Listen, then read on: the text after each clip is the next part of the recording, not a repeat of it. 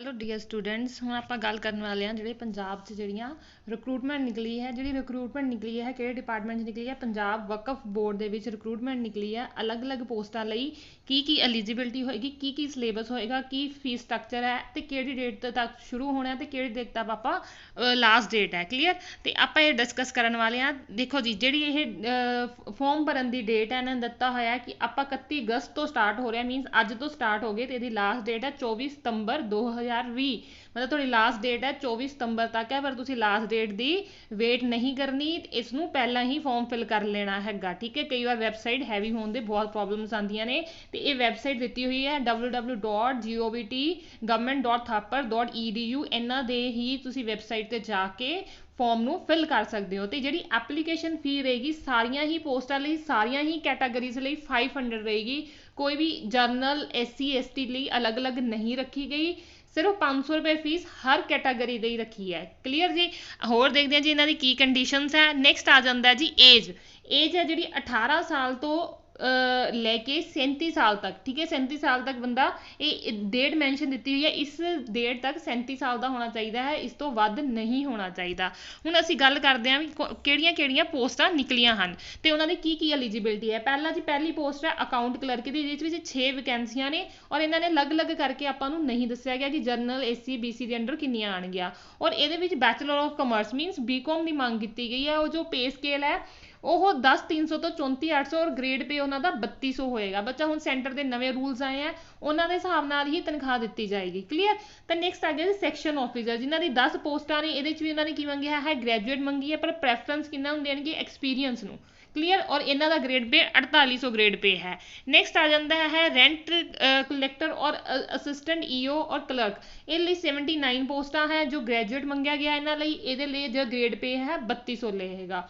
Legal support ये LLB मंगी गई है 27 पोस्टां हैं और यदि ग्रेड पे 3200 रहेगा सीनियर असिस्टेंट बहुत वधिया पोस्ट सीनियर असिस्टेंट की हैगी है जी ये सिंपल ग्रैजुएशन वाले बंदे नूं चाहिदी है ठीक है तो सीनियर असिस्टेंट तो मैं सब नूं प्रैफर करांगी सीनियर असिस्टेंट तुसीं फॉर्म जरूर भरो बहुत अच्छी पोस्ट है और ग्रेड पे भी 4400 रहेगा जो PN है उन्होंने 34 पोस्टां ने और 12वीं उन्होंने मंगी है और इन्होंने फिक्सड रेट ते लेबर मिलेगी क्लीयर जी नैक्सट है जी जो इन्हों की क्वालिफिकेशन का मेन क्राइटेरिया रहता क्योंकि पंजाब है तो पंजाबी जरूर होनी चाहिए है मैट्रिक जो पंजाबी नहीं भी है तो तुसी उन्होंने जो गवर्नमेंट ऑफ पंजाब वालों जो रूल रखे है तो तुसी उस हिसाब नाल कि एग्जाम तो बाद भी अपना क्लीयर कर सकते हो क्लीयर तो नैक्सट आता है भी इस मोस्ट इंपॉर्टेंट जो चीज़ आई है उर्दू क्योंकि बच्चा वकफ बोर्ड है वो मुस्लिम कम्यूनिटी ही अप करने लिए बनाया गया है तो जो इस थोड़ा उर्दू का टेस्ट लिया जाएगा तो थोड़ा उर्दू आनी बहुत ज़रूरी है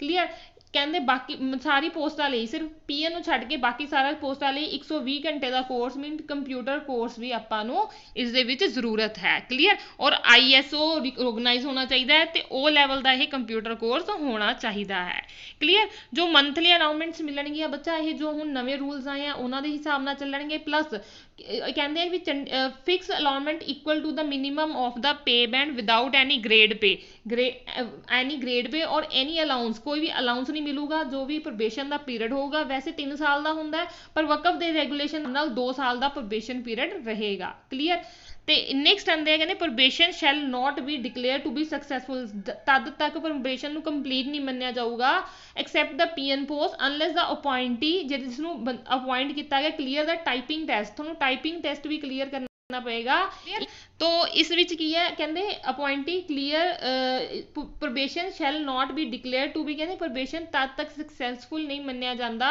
अनलैस द अपॉइंटी क्लीयर आर टाइपिंग टेस्ट पंजाबी और English equivalent to standard fixed by the government of Punjab for the post of clerk की पोस्ट लई पंजाबी ते इंग्लिश का टाइपिंग टेस्ट क्लीयर करना भी जरूरी होएगा क्लीयर तो नैक्सट चलते हैं जी हुण रिटन टेस्ट वाल रिटन टेस्ट का सिलेक्शन का मोड की होएगा पहली गल तो 3 चीज़ां आनियां विच रिटन टेस्ट जो 400 नंबर का रहेगा इंटरव्यू जो 70 नंबर की रहेगी और प्लस स्किल टेस्ट ਹੁਣ ਜੋ ਰਿਟਨ ਟੈਸਟ ਹੈ ਕਹਿੰਦੇ 100 ਕੁਐਸਚਨ ਆਣਗੇ ਔਰ 400 ਮਾਰਕਸ ਦੇ ਕੁਐਸਚਨ ਆਣਗੇ। ਕਲੀਅਰ। ਇਨ ਐਡੀਸ਼ਨ ਇਸ ਤੋਂ ਇਲਾਵਾ ਇੱਕ ਉਰਦੂ ਲੈਂਗੁਏਜ ਵਿੱਚ 25 ਕੁਐਸਚਨ ਆਣਗੇ 100 ਮਾਰਕਸ ਦੇ। ਉਹ ਸਿਰਫ ਕੁਆਲੀਫਾਈਂਗ ਨੇਚਰ ਹੈ, ਤੁਹਾਡੇ ਨੰਬਰ ਨੂੰ ਉਹਨਾਂ ਵਿੱਚ ਜੋੜਿਆ ਨਹੀਂ ਜਾਏਗਾ ਮੈਰਿਟ ਲਿਸਟ ਲਈ। ਕਲੀਅਰ। ਤਾਂ ਅੱਗੇ 70 ਨੰਬਰ ਦੀ ਸਾਡੀ ਇੰਟਰਵਿਊ ਰਹੇਗੀ। ਕਲੀਅਰ। ਤਾਂ ਇੰਟਰਵਿਊ ਵਿੱਚ ਜੋ ਵੀ ਹੈ ਕਹਿੰਦੇ final merit will be prepared by Waqf board on the basis of marks scored in written test and interview of the candidate। clear। ਤੁਹਾਡਾ ਇੰਟਰਵਿਊ ਤੇ ਮੈਰਿਟ ਰਿਟਨ ਟੈਸਟ ਦੀ ਮਿਲ ਕੇ ਹੀ ਮੈਰਿਟ ਬਣਾਈ ਜਾਏਗੀ। ਕਲੀਅਰ। ਕਹਿੰਦੇ candidate selected after the interview will be call for skill test for qualifying nature, ਇਹ ਵੀ qualifying nature ਹੀ ਰਹੇਗਾ। clear।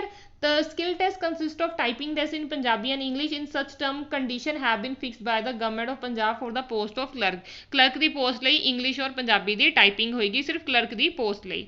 Clear. ਇਹਦੇ ਵਿੱਚ ਤੁਹਾਨੂੰ there will be no negative marking. Clear. Written test ਦੇ ਵਿੱਚ ਨੈਗੇਟਿਵ ਮਾਰਕਿੰਗ ਨਹੀਂ ਹੋਏਗੀ। ਘੱਟੋ ਘੱਟ ਤੁਹਾਨੂੰ 40% ਮਾਰਕਸ ਲੈਣੇ ਹੋਣਗੇ ਈਚ ਸੈਕਸ਼ਨ ਵਿੱਚ। ਕਲੀਅਰ। ਕੁਆਲੀਫਾਈ ਕਰਨ ਲਈ। ਤੇ Urdu language section this limit can be reduce by 35 marks in case of number of qualifying candidate less than 3 time of the post। clear। ਤਾਂ ਉਸ ਵਿੱਚ 35% ਰਹਿਣਗੇ। ਤਾਂ ਨੈਕਸਟ ਆਪਣਾ ਕੀ ਕਹਿੰਦੇ ਆ ਕਿ ਕਹਿੰਦੇ ਜੋ ਮੈਰਿਟ ਹੈ ਕਹਿੰਦੇ in case of the tie of marks of final score and interview, ਜੇ ਟਾਈ ਅਪ ਹੋ ਜਾਂਦਾ ਹੈ the merit of that case shall be determine on the basis of date of birth. Clear. ਤਾਂ date of ਜਿਨ੍ਹਾਂ ਦੀ date of birth ਜ਼ਿਆਦਾ, ਜਿਨ੍ਹਾਂ ਦੀ ਉਮਰ ਜ਼ਿਆਦਾ ਹੁੰਦੀ, ਜਿਵੇਂ ਲਗਾ ਲਓ ਵੀ ਤੁਹਾਡੇ ਫਾਈਨਲ ਸਕੋਰ ਜੋ ਮੈਰਿਟ ਜਿਹੜੀ ਬਣੀ ਹੈ ਵੀ ਤੁਹਾਡੇ ਵੀ ਜਿਵੇਂ 87 ਬੰਦੇ ਕਿਸੇ ਹੋਰ ਦੇ ਵੀ 87 ਬੰਦੇ ਆ ਤਾਂ ਕਿਸ ਨੂੰ ਸਿਲੈਕਟ ਕਰਨਗੇ ਤਾਂ ਉਹ ਡੇਟ ਆਫ ਬਰਥ ਡੀਓ ਵੀ ਚੈੱਕ ਕੀਤਾ ਜਾਂਦਾ। ਜੇ ਡੀਓ ਵੀ ਜਿਸ ਦਾ ਜਿਵੇਂ ਕੋਈ 87 ਦਾ ਹੈ ਤੇ ਕੋਈ ਇੱਥੇ ਆਪਣੇ ਕੋਲ 90 ਦਾ ਹੈ ਤਾਂ 87 ਵਾਲਿਆਂ ਨੂੰ ਪ੍ਰੈਫਰੈਂਸ ਦਿੱਤੀ ਜਾਂਦੀ ਹੈ। clear। the merit list of candidate applying for the post PN shall be prepared on the basis of 12th marks। clear। ਇਹਨਾਂ ਦਾ ਪੇਪਰ ਨਹੀਂ ਹੋਊਗਾ 12ਵੀਂ ਦੇ ਹਿਸਾਬ ਨਾਲ ਇਹਨਾਂ ਦੀ ਜਿਹੜੀ ਹੈ ਮੈਰਿਟ ਲਿਸਟ ਬਣਾਏਗੀ, ਪਰ ਉਰਦੂ ਲੈਂਗੁਏਜ ਜ਼ਰੂਰ ਕੁਆਲੀਫਾਈ ਕਰਨੀ ਪਏਗੀ। ਤਾਂ 10 ਗੁਣਾ ਇਹ ਬੱਚੇ ਬੁਲਾਣਗੇ ਔਰ 12ਵੀਂ ਦੇ ਮਾਰਕਸ ਦੇ ਹਿਸਾਬ ਨਾਲ ਤੇ ਉਰਦੂ ਦਾ ਉਹਨਾਂ ਦਾ ਟੈਸਟ ਲਿਆ ਜਾਏਗਾ। ਕਲੀਅਰ। ਜਿਸ 'ਚ 50 ਕੁਐਸਚਨ ਹੋਣਗੇ, 4 ਮਾਰਕਸ ਦਾ ਇੱਕ ਕੁਐਸਚਨ ਹੋਊਗਾ ਤੇ 1 ਘੰਟੇ ਦਾ ਪੇਪਰ ਹੋਊਗਾ। ਇਹਦੇ 'ਚ ਵੀ ਕੋਈ ਨੈਗੇਟਿਵ ਮਾਰਕਿੰਗ ਨਹੀਂ ਹੋਏਗੀ। ਕਲੀਅਰ ਜੀ।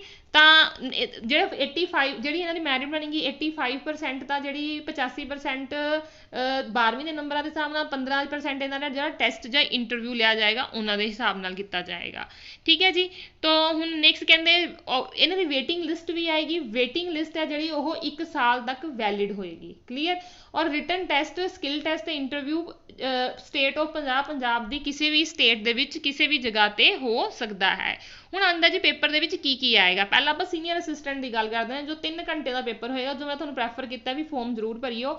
ਇਹ 'ਚ ਰੀਜ਼ਨਿੰਗ, ਮੈਂਟਲ ਬਿਲਿਟੀ ਔਰ ਇੰਗਲਿਸ਼ ਕੰਪਰੀਹੈਂਸ਼ਨ 40 ਨੰਬਰ ਦਾ, ਮਾਰਕਸ 160। ਠੀਕ ਹੈ। ਔਰ minimum qualify 64। Current affair, general knowledge, history, general science, geography, political economics 50 question 200 marks ਦੇ 80 ਨੰਬਰ ਪਾਸ ਹੋਣ ਲਈ ਚਾਹੀਦੇ ਆ। ਔਰ ਸਪੈਸ਼ਲ ਵਕਫ ਐਕਟ ਵੀ ਆਏਗਾ। ਠੀਕ ਹੈ। ਪੰਜਾਬ ਵਿੱਚ ਜੋ ਵਕਫ ਐਕਟ ਹੈ, ਅਮੈਂਡਮੈਂਟ ਹੈ, ਉਹ ਸਾਰਾ ਤੁਸੀਂ ਇਸ ਨੂੰ ਪੜ੍ਹਨਾ ਹੈ। ਜਿਸ 'ਚ 10 ਕੁਐਸਚਨ ਆਣਗੇ 40 ਮਾਰਕਸ ਦੇ 16 ਨੰਬਰ ਲੈਣੇ ਹੋਣਗੇ। ਟੋਟਲ 100 ਕੁਐਸਚਨ 400 ਮਾਰਕਸ ਦੇ। ਠੀਕ ਹੈ। ਹੁਣ ਉਰਦੂ ਲੈਂਗੁਏਜ ਆ ਗਿਆ, ਮੈਰਿਟ ਲਿਸਟ ਨਹੀਂ ਆਏਗਾ। 25 ਕੁਐਸਚਨ 100 ਮਾਰਕਸ ਦੇ ਔਰ 40 ਨੰਬਰ ਲੈਣੇ ਜ਼ਰੂਰ ਹੋਣਗੇ। ਕਲੀਅਰ ਜੀ। ਅੱਗੇ ਇੰਟਰਵਿਊ ਆ ਗਈ 70 ਮਾਰਕਸ ਦੀ। ਟੋਟਲ ਮਾਰਕਸ ਹੋ ਗਏ 570 ਤੇ ਟੋਟਲ ਮਾਰਕਸ ਫਾਈਨਲ ਲਿਸਟ ਲਈ 470 ਹੀ ਲਏ ਜਾਣਗੇ। ਕਲੀਅਰ। ਤਾਂ ਇਹ ਜਿਹੜੇ ਆਪਣੇ ਉਰਦੂ ਹੈ ਉਹਨੂੰ ਮੈਰਿਟ ਲਿਸਟ ਨਹੀਂ ਬਣਾਇਆ ਜਾਏਗਾ। ਅਕਾਊਂਟ ਕਲਰਕ ਜਾਂ ਲੀਗਲ ਅਸਿਸਟੈਂਟ ਲਈ ਰੀਜ਼ਨਿੰਗ, ਮੈਂਟਲ ਬਿਲਿਟੀ ਸੇਮ ਰਹੇਗਾ 40 ਨੰਬਰ ਦੇ। ਠੀਕ ਹੈ। ਡੋਮੀਨਲ ਰਿਲੇਟਡ ਕੁਐਸਚਨ ਆਣਗੇ 50 ਨੰਬਰ ਦੇ। ਵਕਫ ਵੀ ਆਏਗਾ, ਉਰਦੂ ਲੈਂਗੁਏਜ ਵੀ ਆਪਣੀ ਰਹੇਗੀ। ਇੰਟਰਵਿਊ ਪਲੱਸ ਫਾਈਨਲ ਜਿਹੜੀ ਮੈਰਿਟ ਲਿਸਟ ਹੈ ਉਹਨਾਂ ਦੇ ਹਿਸਾਬ ਨਾਲ ਰਹੇਗੀ। ਹੁਣ ਡੋਮੇਨ ਰਿਲੇਟਡ ਦਾ ਮਤਲਬ ਕੀ ਹੈ ਜੀ। ਪੋਸਟ ਆਫ ਅਕਾਊਂਟ ਕਲਰਕ ਲਈ ਇਹਨਾਂ ਨੇ ਕੁਝ ਸਪੈਸ਼ਲ ਦਿੱਤੇ ਜਿਵੇਂ financial accounting, principle economic, business law, tax procedure ਔਰ practice and Indian tax system, India indirect taxation, GST, ਇਹ ਸਾਰੇ ਆ ਤੁਹਾਨੂੰ ਇਹ ਪੜ੍ਹਨੇ ਹੀ ਪੈਣਗੇ। ਜੋ ਸੈਕਸ਼ਨ ਆਫਿਸਰ ਲਈ ਹੈ, ਲੀਗਲ ਆਫਿਸ ਲਈ ਉਹਨਾਂ ਲਈ ਵੀ ਅਲੱਗ ਤੋਂ constitution of India, civil procedure code, evidence, Waqf act, transfer of property act, ਇਹ ਤੁਹਾਨੂੰ ਸਾਰੇ ਪੜ੍ਹਨੇ ਪੈਣਗੇ ਜੇ ਤੁਸੀਂ ਇਸ ਪੋਸਟ ਲਈ ਅਪਲਾਈ ਕਰਦੇ ਹੋ। ਤੇ ਜੇ ਉਰਦੂ ਲੈਂਗੁਏਜ ਟੈਸਟ ਹੈ 50 ਕੁਐਸਚਨ 200 ਮਾਰਕਸ ਦੇ PN ਲਈ 50 क्वेश्चन 200 ਜੈਂਡਰ ਸੈਨਮ ਠੀਕ ਹੈ synonym antonym and Indian and idiom and phrases ਆਪਾਂ ਨੂੰ ਆਣਗੇ ਤੁਹਾਨੂੰ ਉਰਦੂ ਲੈਂਗੁਏਜ ਵਿੱਚ ਇਹ ਪੜ੍ਹਨੇ ਜ਼ਰੂਰੀ ਹੈ ਕਲੀਅਰ ਬਾਕੀ ਤੁਸੀਂ ਕੋਈ ਵੀ ਤੁਹਾਨੂੰ ਜਿਹੜਾ ਫਾਰਮ ਹੈ ਤੁਹਾਡਾ government.thapar.edu ਫਾਰਮ ਤੇ ਭਰਿਆ ਜਾਏਗਾ ਕਲੀਅਰ ਜੀ ਬਾਕੀ ਇਹ ਸਾਰੀਆਂ ਇਨਫੋਰਮੇਸ਼ਨ ਉਹਨਾਂ ਲਈ ਹੈ ਵੀ ਤੁਸੀਂ ਆਪਣਾ ਫਾਰਮ ਭਰਨ ਲੱਗੇ ਕੀ ਚੀਜ਼ਾਂ ਦਾ ਧਿਆਨ ਰੱਖਣਾ ਹੈਗਾ ਠੀਕ ਹੈ ਇਹਦੀ ਇੱਕ ਕਾਪੀ ਬੱਚਾ ਮੈਂ ਡਿਸਕ੍ਰਿਪਸ਼ਨ ਲਿੰਕ 'ਚ ਵੀ ਪਾ ਦੇਵਾਂਗੀ ਕਿ ਤੁਸੀਂ ਫਾਰਮ ਭਰਨ ਤੋਂ ਪਹਿਲਾਂ ਇਹ ਸਾਰੀਆਂ ਗੱਲਾਂ ਦਾ ਧਿਆਨ ਰੱਖੋ ਕਲੀਅਰ ਤੇ ਹੁਣ ਮੇਨ ਗੱਲ ਆਉਂਦੀ ਹੈ ਡੇਟਸ ਦੀ ਠੀਕ ਹੈ ਲਾਸਟ ਡੇਟ ਤਾਂ ਮੈਂ ਤੁਹਾਨੂੰ ਆਲਰੇਡੀ ਦੱਸ ਚੁੱਕੀ ਹਾਂ ਹੁਣ ਜਿਹੜੀ ਡੇਟ ਐਡਵਰਟਾਈਜ਼ਮੈਂਟ 30 ਤਰੀਕ ਨੂੰ ਆਈ ਹੈ ਆਨਲਾਈਨ ਫਾਰਮ ਅੱਜ ਤੋਂ 31 ਤਰੀਕ ਤੋਂ ਸ਼ੁਰੂ ਹੈ ਲਾਸਟ ਡੇਟ 24 ਨੂੰ ਹੈ ਔਰ ਪੇਮੈਂਟ ਦੀ ਲਾਸਟ ਡੇਟ 25 ਨੂੰ ਹੈ ਠੀਕ ਹੈ ਜਿਹੜੀ ਐਡਮਿਟ ਕਾਰਡ ਕਦੋਂ ਆਣਗੇ ਡੇਟ ਆਫ ਐਗਜ਼ਾਮ ਕਦੋਂ ਹੋਏਗੀ ਇਹ ਕੋਵਿਡ ਤੇ ਡਿਪੈਂਡ ਕਰਦਾ ਬੱਚਾ ਠੀਕ ਹੈ ਜਿੰਨੀ ਜਲਦੀ ਕੋਵਿਡ ਠੀਕ ਹੋਏਗਾ ਉਨੀ ਜਲਦੀ ਇਹ ਤੁਹਾਡਾ ਐਗਜ਼ਾਮ ਲੈ ਸਕਣਗੇ ਕਲੀਅਰ ਮੇਨਲੀ ਹੁਣ ਜਦੋਂ ਤੁਹਾਡੇ ਲਈ